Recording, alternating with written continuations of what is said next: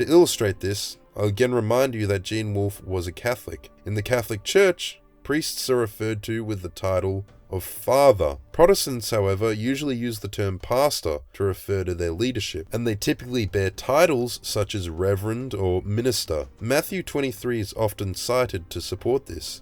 Do not call anyone on earth your father, for one is your Father, he who is in heaven. At a surface level, this seems like a pretty obvious slam dunk. So what is the Catholic defense for referring to their leadership with the title of Father?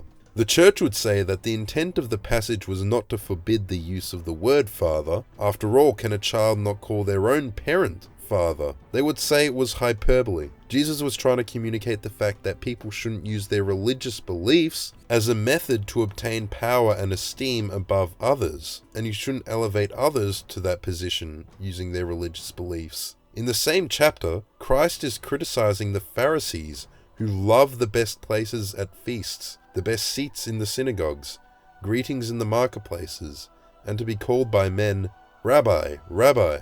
If you follow the logic of not referring to others as Father, you also cannot refer to others as teacher, for the verse also says, "And do not be called teachers, for one is your teacher, the Christ." There are also several times where Paul refers to the apostles as his children, and places himself in the position of father, as a spiritual father. So the Church would say simply, read the context. What it says directly is not necessarily what was intended. Patristics is also a significant topic in Christianity. This is the study of the Church Fathers. They are essentially the early significant Christian writers. The Church Fathers are studied because it is invaluable to know how the Bible was interpreted by those closer to the events, those who spoke the same languages natively, those who had more cultural context. The Catholic Church appeals to the authority of Scripture, tradition, history, the Church Fathers, and to early Christians. Conversely, Protestants adhere to sola scriptura,